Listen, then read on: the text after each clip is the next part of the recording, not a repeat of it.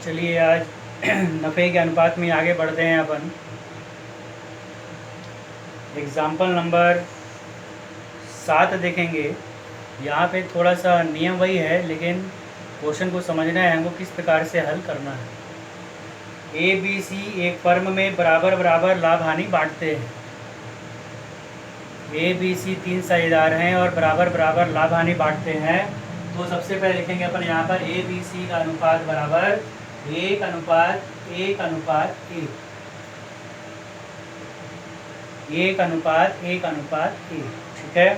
फिर आगे बोलता है उन्होंने निश्चय किया कि भविष्य में ए का भाग सी के भाग से 4 गुना,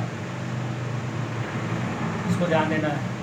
भविष्य में जो उनका अनुपात रहेगा बोलता है, तो भविष्य में अनुपात बराबर ऐसा लिखेंगे नीचे में, ए का भाग सी के भाग का 4 गुना। सी का भाग कितना है 1, तो 1 का 4 गुना, 1 का 4 से गुणा कर देंगे, 4×1=4, ठीक। फिर अनुपात, फिर आगे देखेंगे क्वेश्चन में, तथा बी का भाग सी के भाग से 3 गुना। बी का भाग जो है सी के भाग का कितना रहेगा 3 गुना। सी का भाग है 1, 1×3, तो सी का भाग कितना निकल, बी का भाग कितना निकल गया यहाँ पर 3 गुना रहेगा, और सी का भाग जो है वही रहेगा कितना, 1 कुछ नहीं दिया है, मतलब उतना ही रहेगा। बस समझ गया तक। तो इसी चीज़ को ध्यान देना है। यहाँ पर ए बी सी का अनुपात दिया है 1:1:1, और बोलता है भविष्य में ए का भाग सी के भाग से 4 गुना रहेगा, तो सी का 4 गुना, 1 का 4 से गुणा कर देंगे, तो ए का भाग निकल गया 4, और बी का भाग सी के भाग का 3 गुना रहेगा। सी का भाग है 1, 1 का 3 से गुणा कर देंगे, तो बी का कितना निकल गया 3, और सी का कुछ नहीं दिया है, तो उसका 1 का 1 ही रहेगा, उसमें कोई परिवर्तन नहीं। इतना काम करने के बाद अब ए का पुराना अनुपात, ए बी सी का पुराना अनुपात भी निकल गया, 1:1:1, और भविष्य का अनुपात भी निकल गया हमारा। यहाँ पर 4 गुना और 3 गुना रहेगा, तो 4 से गुणा कर दिए, 3 गुना बोलेगा तो 3 से गुणा कर दिए, और जिसका कुछ नहीं बोला है उसका वैसे का वैसा ही रहेगा। तो हमारा भविष्य का अनुपात भी निकल गया 4:3:1, ठीक है। अब आगे हल करेंगे अपन यहाँ पर ए का भाग बराबर, सूत्र वही लगाएंगे अपन, त्याग के अनुपात का सूत्र। तो ए का भाग बराबर पुराना अनुपात माइनस नया अनुपात, तो 1/3 माइनस 4/8, 1/3 माइनस 4/8, 1:1:1, पुराना अनुपात 1/3, 4 3 7 और 1 8, 1 का नया अनुपात 4/8। 3 और 8 का एलसीएम निकालेंगे, तो ये आएगा 24। हल करेंगे 3 8 24, 8 एकम 8, 8 तिया 24, 3 चौक 12, बराबर। इसको अगर घटाते हैं तो माइनस में आएगा, 8 में 12 घटाएंगे तो माइनस में आएगा, तो 12 मान गया 4, माइनस 4/24, ये निकलेगा हमारा, जब माइनस में आएगा तो नफ़ा। क्या निकलेगा, माइनस में आएगा तो नफ़ा। फिर बी का भाग बराबर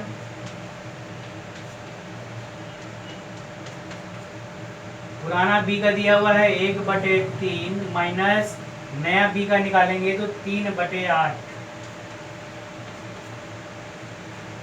ठीक। अब हल करेंगे अपन यहाँ पर 8 और 3 का एलसीएम 24, 3 8 24, 8 आया, 8 एकम 8, माइनस 8 तिया 24 और 3 तिया 9, 8 में 9 घटाएंगे फिर आएगा माइनस 1/24, ये भी क्या निकल जाएगा हमारा नफ़ा। क्या निकलेगा, ये भी हमारा नफ़ा। अब चलते हैं अपन सी का भाग।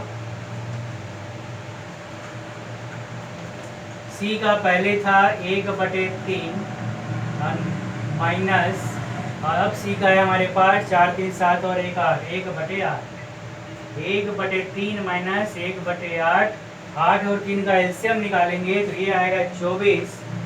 फिर हल करेंगे 3 8 24, 8 एकम 8, माइनस 8×3 = 24, 3 एकम 3, 8 में 3 गया 5/24, ये त्याग, ये क्या निकलेगा हमारे यहाँ पर त्याग।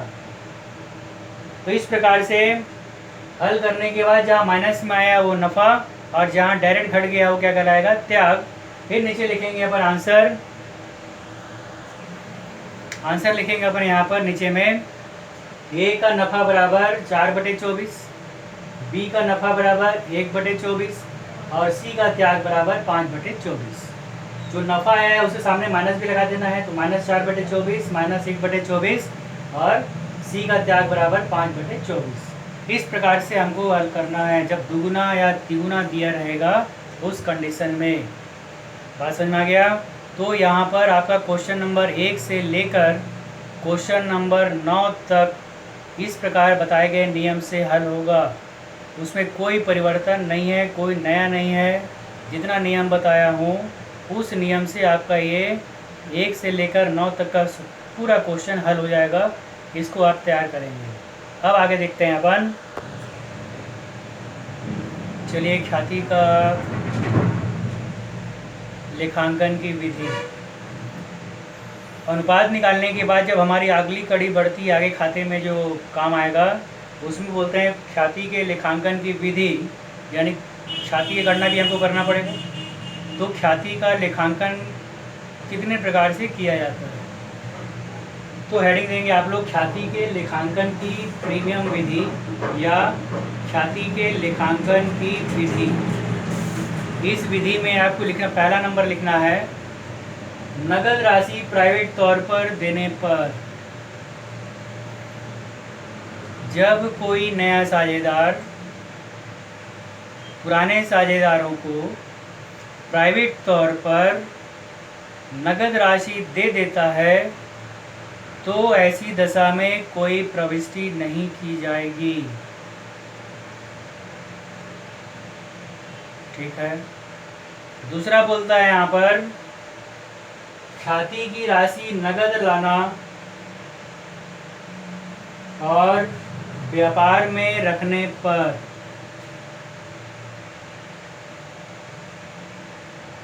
ख्याति की राशि नगद लाना और व्यापार में रखने पर ऐसी दशा में प्रविष्टि की जाएगी। पहला 2 एंट्री होगा यहाँ पर। पहला नंबर होगा रोकड़ खाता विकलन टू ख्याति। नरेशन देंगे ख्याति की राशि नगद लाई गई। और इसी में दूसरा एंट्री होगा ख्याति खाता विकलन टू पुराने साझेदारों का पूंजी खाता। नरेशन देंगे पुराने साझेदारों के अनुपात में ख्याति की राशि लाई गई। ठीक है। तो पहला नंबर ध्यान देंगे, प्रीमियम में नगद राशि देने पर कोई प्रविष्टि नहीं होगा। दूसरा, जब नया साझेदार ख्याति की राशि नगद लाए और उसे व्यापार में रख लिया जाए तो उस दशा में प्रविष्टि होगा। 2 एंट्री होगा यहाँ पर। पहला एंट्री रोकड़ खाता विकलन टू ख्याति। नरेशन देंगे ख्याति की राशि नगद लाई गई। और दूसरा एंट्री होगा यहाँ पर ख्याति खाता विकलन टू पुराने साझेदारों का पूंजी खाता। नरेशन देंगे पुराने साझेदारों के अनुपात में ख्याति की राशि लाई गई। फिर बोलता है यहाँ पर तीसरा नंबर ख्याति की राशि नगद लाना और पुराने साझेदारों के द्वारा निकाल लेने पर। ख्याति की राशि नगद लाना और पुराने साझेदारों के द्वारा इसे निकाल लेने पर। तो जो नगद लाने का हम लोग एंट्री करते थे 2 एंट्री तो सेम वैसे ही होगा। दो प्रविष्टि वैसे करना है नगद लाने का। तो ऐसी दशा में प्रविष्टि किया जाएगा। पहला नंबर रोकड़ खाता विकलन टू ख्याति। नरेशन वही रहेगा, ख्याति की राशि नगद लाई गई। फिर दूसरा एंट्री ख्याति खाता विकलन टू पुराने साझेदारों का पूंजी खाता। नरेशन देंगे पुराने साझेदारों के अनुपात में ख्याति की राशि लाई गई। एक एंट्री यहाँ पे बढ़ जाएगा क्योंकि बोला है कि पुराने साझेदारों के द्वारा अप्लिकेट करने पर। तब यहाँ पे हो जाएगा पुराने साझेदारों का पूंजी खाता विकलन टू ख्याति। और नरेशन देंगे ख्याति की राशि अपलिखित कर ली गई। इतना काम करना है। फिर से बोल रहा हूँ, ध्यान देंगे। नगद रूप से प्राइवेट तौर पर चुपचाप अगर राशि दे देता है कोई नया साझेदार तो कोई प्रविष्टि नहीं की जाएगी। अगर नया साझेदार ख्याति की राशि नगद लाता है और उसे व्यापार में रखा जाता है तो रोकड़ विकलन टू ख्याति और ख्याति विकलन टू पुराने साझेदारों का पूंजी खाता, दो प्रविष्टि किया जाएगा। तीसरा नियम में आया हम लोग कि ख्याति की राशि नगद लाता है और पुराने साझेदार उसे निकाल कर ले जाते हैं, तो ऐसी दशा में हमारी एंट्री की संख्या 3 हो जाएगी।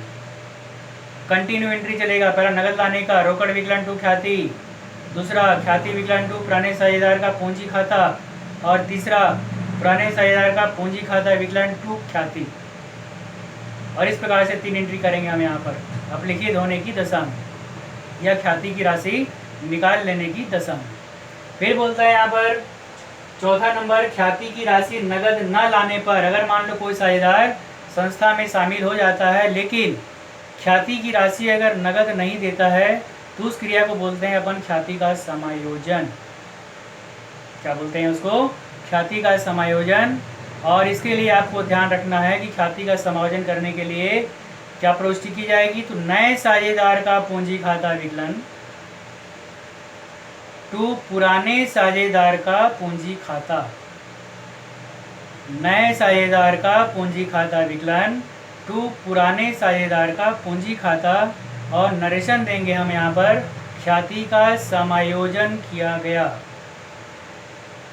तो इस प्रकार से ख्याति के लेखांकन की 4 विधि होती है और ये चारों विधियों का प्रविष्टि आपके दिमाग में रहना चाहिए। ये प्रविष्टि अगर आपके दिमाग में रहेगा तो आगे का काम हमारा आसानी से होता जाएगा। तो ये प्रविष्टि को लिखना है आपको, ख्याति के लेखांकन की विधि लिख के 4 विधि लिखते जाना है। 4 विधि लिखने के बाद प्राइवेट तौर पर देने पर कोई प्रविष्टि नहीं होगा, नगद लाने और व्यापार में रखने पर रोकड़ विकलन टू ख्याति और ख्याति विकलन टू पुराने साझेदार का पूंजी खाता। ख्याति की राशि लाने पर और उसे व्यापार द्वारा पुराने साझेदारों के द्वारा निकाल लेने पर 1 एंट्री बढ़ जाएगा। नगद लाने का पहले 2 एंट्री जो हम लोग करते थे वही करेंगे, रोकड़ विकलन टू ख्याति, ख्याति विकलन टू पुराने साझेदार का पूंजी खाता और तीसरा एंट्री कर देंगे पुराने साझेदार का पूंजी खाता विकलन टू ख्याति। चौथा नियम लिखोगे, ख्याति की राशि नगद न लाने पर ऐसी दशा में समायोजन किया जाता है और समायोजन करने के लिए नए साझेदार का पूंजी खाता विकलन टू पुराने साझेदार का पूंजी खाता। इस प्रकार से हम करेंगे तो हमारा एक ख्याति के लेखांकन की विधि तैयार हो जाएगी। और ये विधि हमेशा आपके दिमाग में रहना है कि नगद लाएंगे तो क्या प्रविष्टि होगा, निकाल लेगा तो क्या प्रविष्टि होगा, क्योंकि आगे जो काम हम लोग करने जाएंगे वहाँ खाते पर इसका प्रभाव पड़ेगा। अगर ये आपका तैयार नहीं रहेगा तो फिर भटक जाओगे क्या काम करना है और क्या नहीं करना है। इसलिए ये नियम बिल्कुल आपको एकदम तैयार रहना चाहिए, कंठस्थ दिमाग में बैठा रहना चाहिए कि नगद लाने पे क्या प्रविष्टि होता है, निकालने पर क्या प्रविष्टि होता है और नगद न लाने पर क्या प्रविष्टि किया जाता है।